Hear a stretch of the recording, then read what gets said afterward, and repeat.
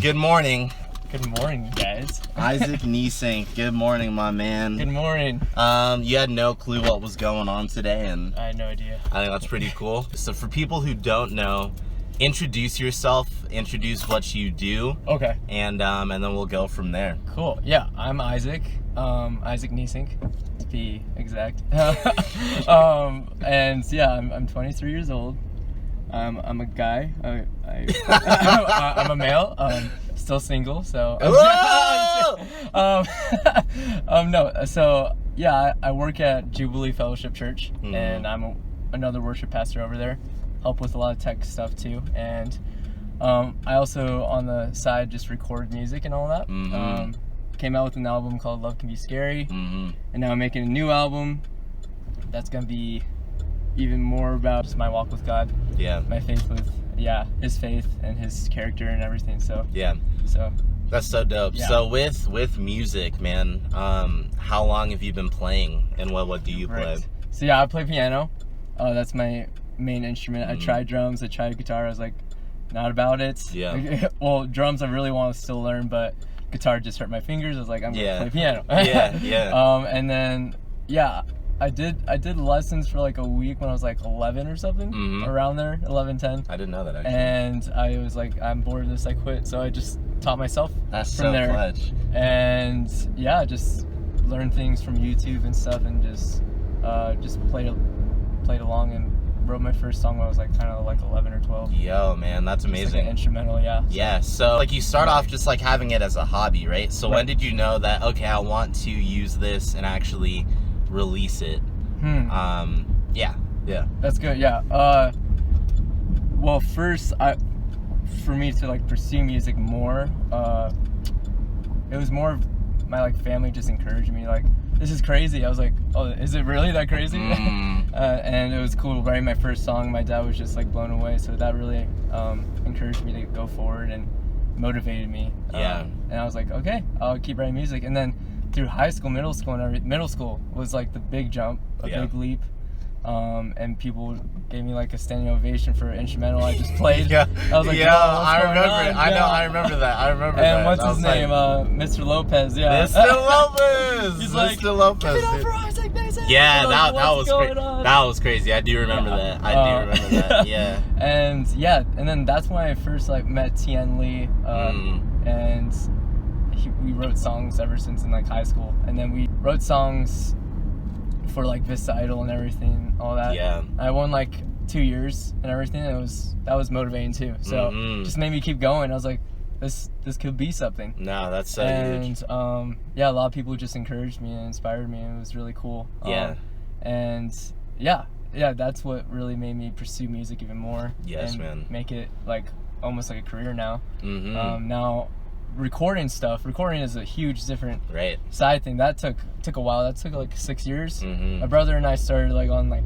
a PC in like FL Studio, and we wrote some weird stuff. It was very weird. It was strange. What was your guys' first name again? It was like what was it? It was like started with a D, right? Was it? Yeah, so our name was Deliverus. Yeah. And I think we just kept with that. And then Aaron just kept changing the name, and then kept going back to Deliverus. It was weird. Right. But then I just kind of learned a lot from Aaron's stuff, and then I was blessed to have Aaron too, because he gave me a bunch of cool free stuff that he was paying for, and then now I'm paying that back and paying like the rest of the stuff that he's been paying. That's so cool. So we've been paying a bunch of plugins, and we've been sharing those. Yeah. And I learned so much. The huge jump of me to actually start releasing music was and pursue to write an album was when I woke up one morning, and it was just random morning, and I saw an ad of some cool preset sounds. Yeah. Which is some sounds that you can just play with and change up and stuff, and I use Serum and everything, but I was like, oh, this sounds cool, and I was like, all right, they're like, oh, it's on a sale or something. It's $25. Yeah. All right, cool. Yeah. And it was you can get this too for another $20. I was like, okay, that's sick. And then I don't really remember that morning because I was super tired too. So I was like, this just sounds cool. Word. And then it added up to $120. So I accidentally bought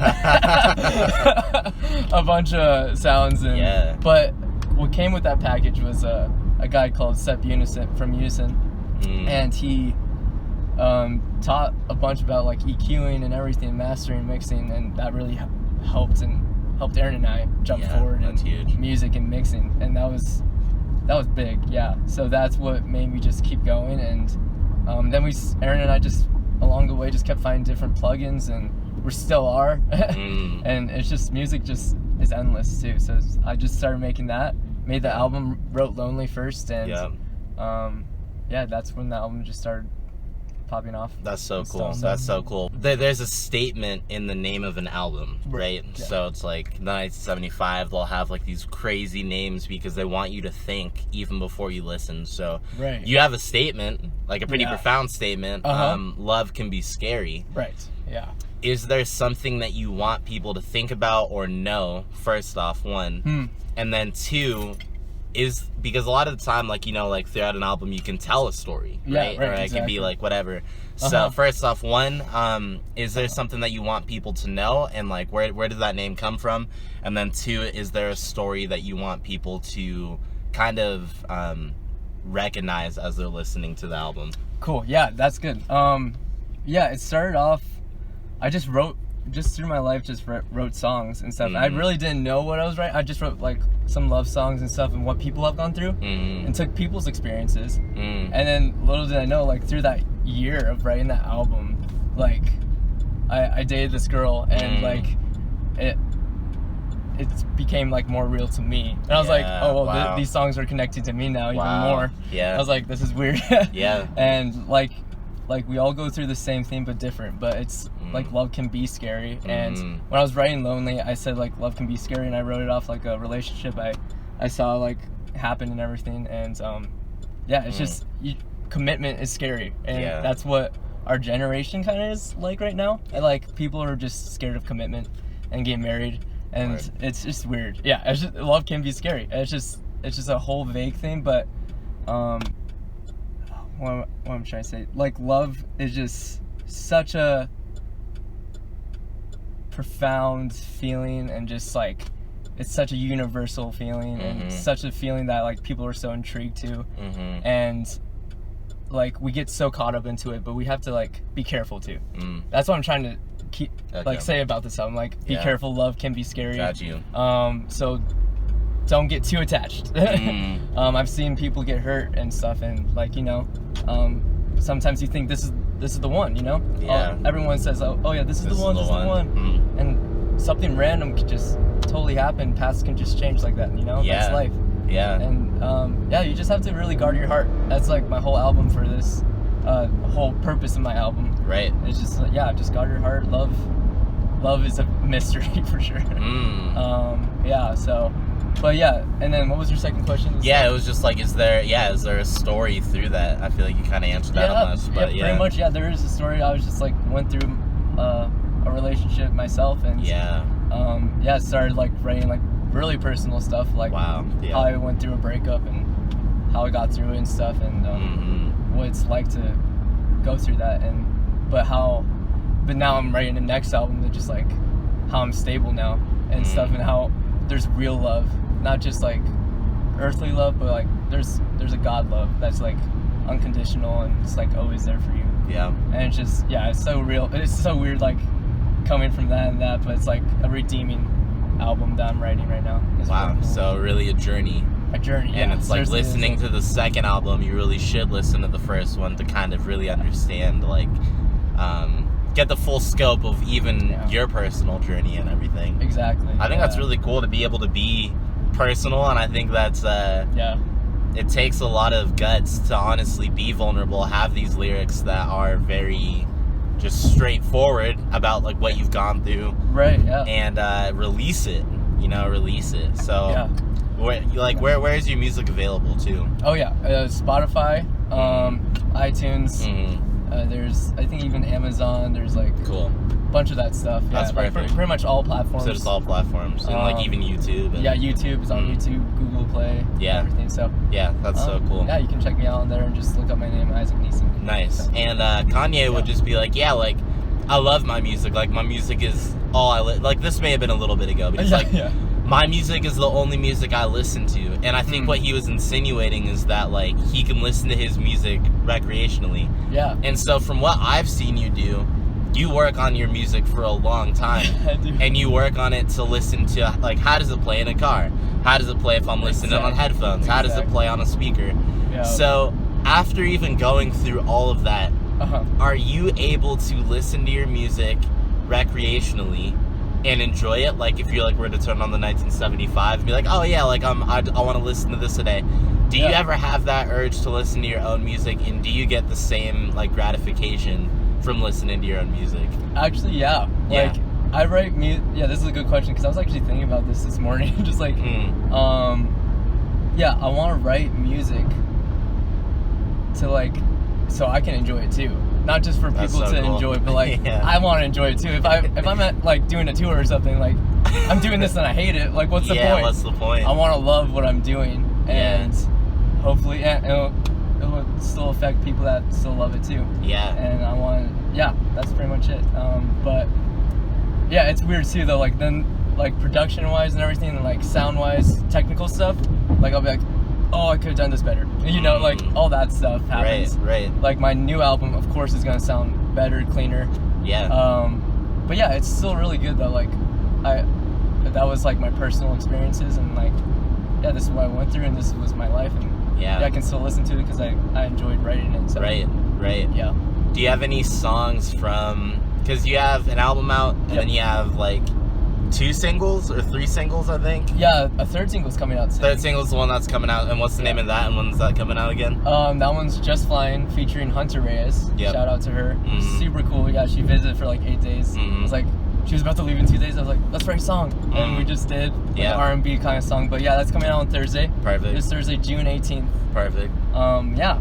2020, unless you're watching this right, and 2 years later or something later. You can still listen. It'll still be on the platform. But yeah, that's coming out too. I'm super stoked about that one. Yeah. As you should be. And so off of, we'll just do this first one. Off of the album itself, what is your personal favorite? Dang. I know that it changes. That changes. It does change. Yeah. Right now in this moment, what is your favorite off of that, or like? Or if the question helps, like, which one means the most to you, or just... Yeah, I like it. Definitely... Oh, dang. Yeah. Each one just hits me differently, you know, every day. But, like, right now, I think it has to be, Someone Like You just answered me up. And it just... What a way to end the album, too. Way to end it, too, yeah. Yeah, it's kind of just, like, a closure song, almost, And just, like... going off now, like we can't be the same kind of thing. Yeah. After the breakup and stuff, so. Wow. Yeah, we need to go on different paths, kind of thing. Wow. So yeah, that was a fun song. And yeah, it's a bop, but like what you're saying, like it's happy and stuff, but the lyrics can be like sad. Yeah. And like a lot of people do that, like Oh Wonder and everything. But it was fun writing that one. Yeah. No doubt. Really cool. No doubt. And then off of the singles that you've released, which one would be your favorite out of those ones? Off my singles, ooh. The one that's coming out would be Just Flying, but dang, that's really hard. The singles, because I did really Stuck in My Head as a single too. That is true. Yeah. So I do love Stuck in My Head. That's a special place in my heart too. It's pop. I love Stuck in My Head. Yeah, it's just fun to do. It's just a fun song, hopeful song. Yeah, man. Yeah, it's cool. Does that one still have the most streams? Or like what it does? Yeah. So I like promoted that and like spent like some money. Right. But I was like, that was one time I was like, why did I do that? But it kind of like amped up my profile a little bit and stuff. Amps up the profile, and it makes for me or like a consumer. When you go and you listen to music, sometimes people will judge off of appearance at first, right? It happens naturally. So when you go on and you see, oh, this has 14,000, or oh, this has 20,000 streams, and you're more sometimes like inclined to like be like, all right, I will give this kind of a chance. So I think that it was and for that is a good song to have as the first one, because that one is super poppy, super good going. It's like we got it right here. This is his official album release. Hey, what is that? Love Can Be Nigel. We got love can be scary on CDs right now, and if you want to go ahead and email Isaac, and we will make that for you and sell that to you for $5 a CD. There you go. That's sweet. Anyway, though, so it's like Love Can Be Nigel. So it's like even in this, let's see. I just want to fast forward a little bit and just kind of hear this out. Cool. So like with this process of making the song, how long did it come to like making this sound? Yeah, making this song, it took about, it didn't take that too long actually. I was just so like into it. Yeah. And I was like just hearing all this stuff. It just like, that's usually when like the best music comes, when it just comes to you. Yeah. And you're just hearing sounds and you just add on to it. Right. And you're just feeling the groove of it. And then so I was like, all right, cool. Yeah. And I had this cool plugin called Output, and it just like had this sweet vocal sound that's in that beginning, the intro. Yeah, exactly. Right. And I was like, well, I'm gonna just deepen that. It was a girl's voice, and I just deepened it. Oh, okay. And it just sounds sweet.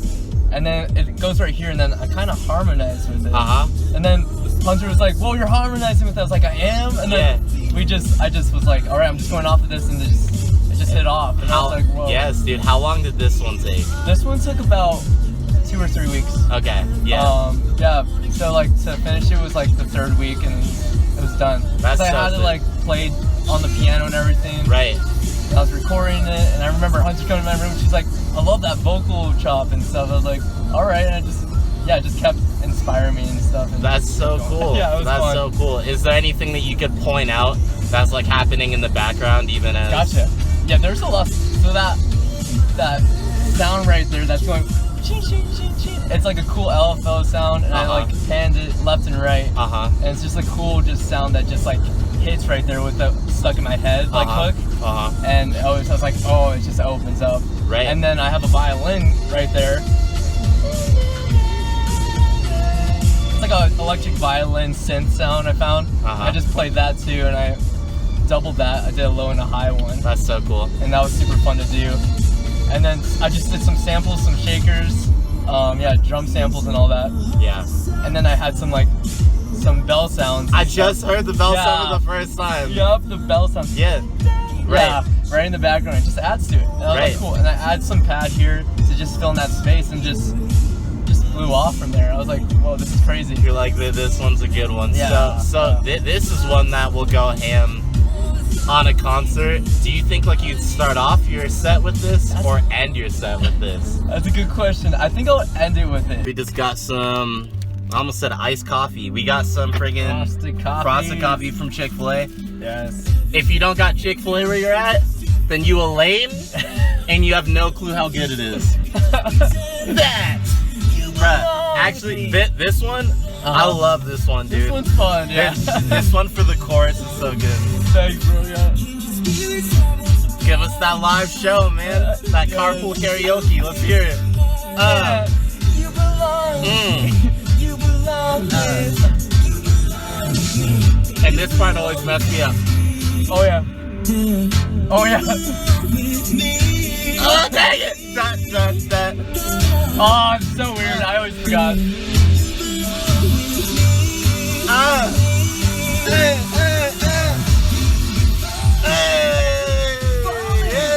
this one is so good. Okay.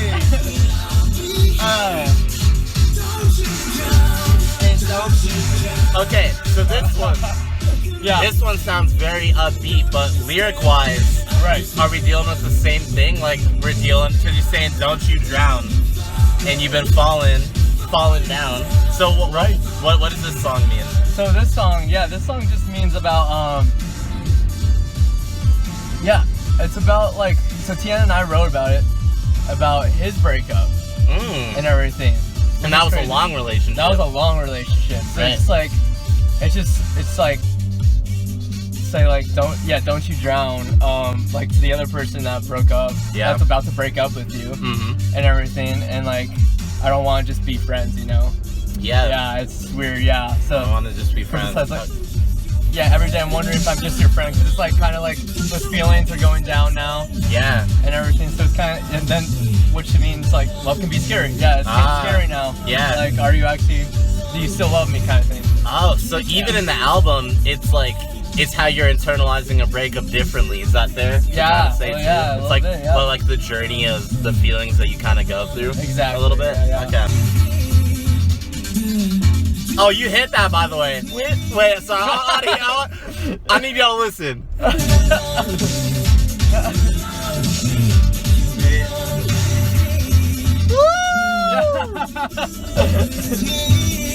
Dude, I think, this one is, I don't know, man. This one's one of my, that's crazy. Yeah. And then his part. Oh. Yeah, this one's a good night driving song. Oh yeah, it's gonna come, yeah. This song, like, the sound that's in this song really reminds me of the Seaboard. Dude, yeah. It really reminds me of the Seaboard. It's so true, dude. I miss that But thing. shout out to the Seaboard. Yeah, Is it? rest in peace for sure. It broke on me twice. So what do you want to say to the Seaboard company? Do better. It's a new instrument, I get it, but do better. Come on. Do better, man. That's total Seaboard sound. Yeah, dude.